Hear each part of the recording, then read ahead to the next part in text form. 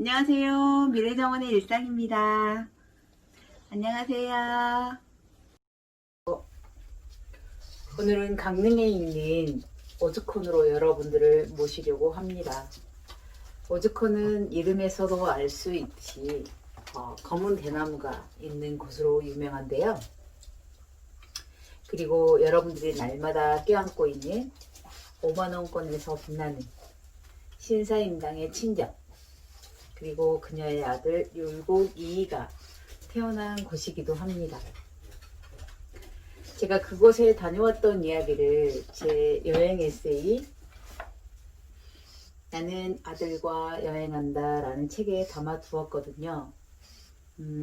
오즈콘에서 다시 느낀 신사임당이라는 주제로 쓴 글이에요.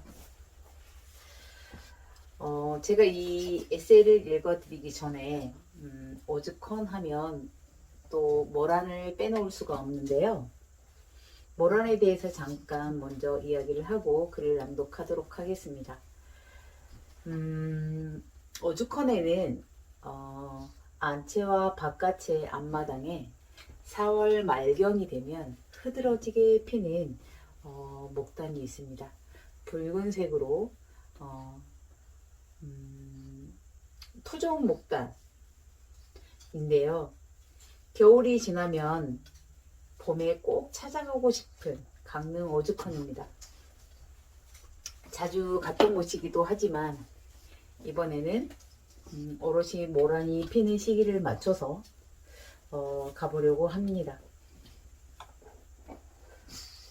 사진에서도 보이듯이 모란은 작약과 비슷한 화려한 꽃입니다. 작약은 나무가 아닌 뿌리로 번식하고요. 그래서 가을이 되면 줄기를 자르고 겨울 동안 휴식기를 가지고 봄에 다시 싹이 나서 자랍니다. 꽃에서 보면 그 크기의 위엄을 다시 느끼게 되는데요. 화려합니다. 중국에서 넘어온 꽃이고요. 조선시대에서는 양반가에 마당에 주로 심었던 꽃인데요. 그 꽃말에서도 나타나듯이 부귀를 뜻하고 있습니다. 그래서 부귀하라고도 하는데요. 부를 상징하는 아주 대표적인 꽃입니다. 낭독 오즈콘에서 시작하겠습니다. 다시 느낀 신사임당. 관동지방의 문화유적은 강원도 강릉 일대에 밀집되어 있다고 해도 과언이 아니다. 강릉은 유서 깊은 역사의 도시이다. 또한 탁 트인 동해안 푸른바다, 명산과 사찰은 주변 풍경을 덧칠해주고 있어 옮기는 발길이 참으로 즐겁다. 강릉 지역의 문화유적으로 우리에게 잘 알려져 있는 것 중에 오즈콘이 대표적이다. 바람을 따라 신나게 대답하는 하얀 파도가 그리울 때는 강릉만한 곳도 없다. 오즈콘은 강릉 주변에 방문할 때마다 아들과 함께 서너 번 발길을 옮겼던 곳이다. 위치는 경포호의 서쪽 강릉시 죽헌동에 자리하고 있으며 오즈콘의 이름도 뒤뜰에 줄기가 손가락만 하고 색이 검은 대나무가 자라고 있어 붙여진 것이라 한다. 우리 모자는 대나무 소리를 들으러 일부러 뒤뜰로 향하기도 한다. 오즈콘은 유명한 학자 율곡 이이 선생보다 그의 어머니라는 이름의 신사임당이 더 강렬하게 연상되어 마음이 끌리는 곳이다. 그리고 예술과 문학이 함께하고 있으며 육아의 고개를 넘다 힘들어지면 마음속 의지가 되기도 했던 곳이다. 조용히 다녀온 후에는 역사의 인물 속에서 끌림을 안고 싶어 텍스트를 보며 다시 정리를 하게 되는 곳이다. 오래된 이야기가 흘러나와도 조금 지루에 말길 바라며 이곳은 본래 신사임당 어머니의 외할아버지인 최응현의 집이다. 신사임당의 아버지인 신명화에게 물려줬고 신명화는 또 그의 사위에게 물려주었다고 한다. 집 주변으론 오죽의 대숲과 소나무 숲이 호위하듯 둘러있고 앞들에는 포도며 석류, 능수화를 비롯하여 철따라 갖가지 꽃을 피워내고 있다. 오죽헌 몽룡실에서 신사임당의 아들로 태어난 현룡은 신사임당의 가르침을 직접 받으며 총명한 성품을 발휘하였다고 한다. 여기서 현룡은 율곡이이의 어릴 적 이름입니다. 신사임당의 어머니가 무남동녀로 본인도 딸 5 중에 둘째였다. 조선 초기에는 남기 여가 혼의 간섭으로 당시 부부들은 여자 집에서 혼인을 한 후 신부 집에서 신혼살림을 시작했고 신랑은 자신의 본가와 처가를 주기적으로 오가는 형태가 흔했다고 한다. 신사임당은 혼인 후 20년 가까이 강릉 친정에 머물렀으며 처가에서 5년을 살다가 본가로 옮겨졌다 전해진다. 고려시대가 여인천하의 시대로 조선 초기까지 이어졌음을 많은 사람들이 익히 인지하고 있을 것이다.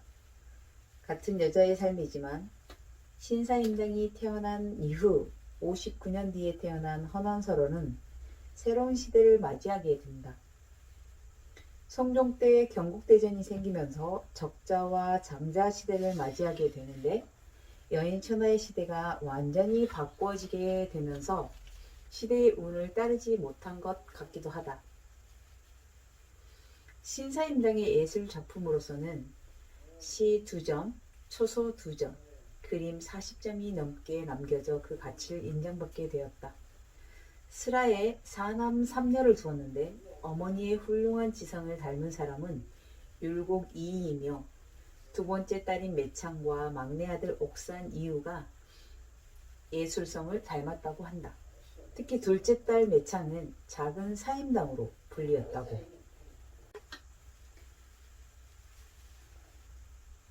신사임당은 뛰어난 인격을 갖추었으며 덕이 높고 어진 어머니로 평가받고 있는 것이 사실이다.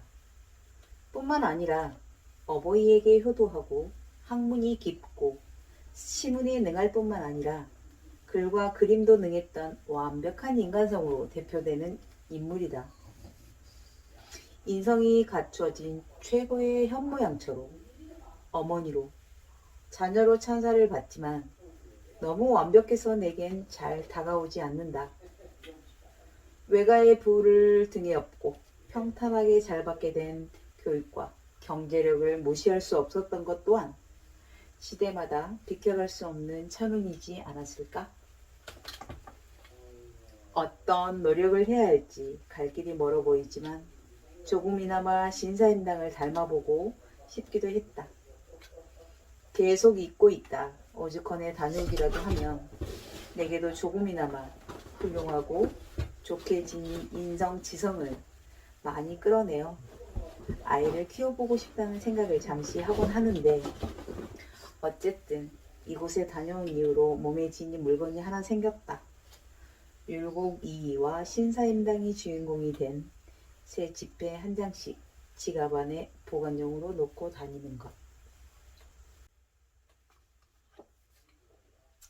이렇게 좀 글이 길었는데요. 잘 들어주셔서 감사합니다. 책에서는 모란에 대한 이야기는 없지요. 사실 그때까지도 모란의 정체를 모르고 있었습니다. 역시 관심을 갖고 다시 보면 보이는 것들이 너무 많았어요. 제가 오죽헌을 한두 번 갔던 것도 아닌데 그때마다 그 모란이 피는 시기를 비껴서 갔었거든요. 푸르게만 되어 있던 잎을 보고 이게 모란, 작약과 비슷한 꽃이라는 걸 전혀 생각하지도 못했어요. 모란과 작약꽃은 오래 가지를 않습니다. 일주일이 채 가지 않는데요. 그렇게 3, 4일 완벽하게 피고 있는 시기를 잘 맞춰서 한번 다녀올 수 있으면 좋겠습니다. 오늘은 오죽헌에 대한 이야기를 나눴고요. 제가 쓴 여행 에세이 안에 오죽헌에서 느낀 신사임당을 낭독해 보았습니다. 그리고 오죽헌에 있는 안채 바깥채 마당에 피어있는 모란을 사진으로 보여드리면서 이야기를 나눴습니다. 긴 영상 봐주셔서 감사합니다. 미래정원의 일상 구독과 좋아요는 큰 힘이 됩니다.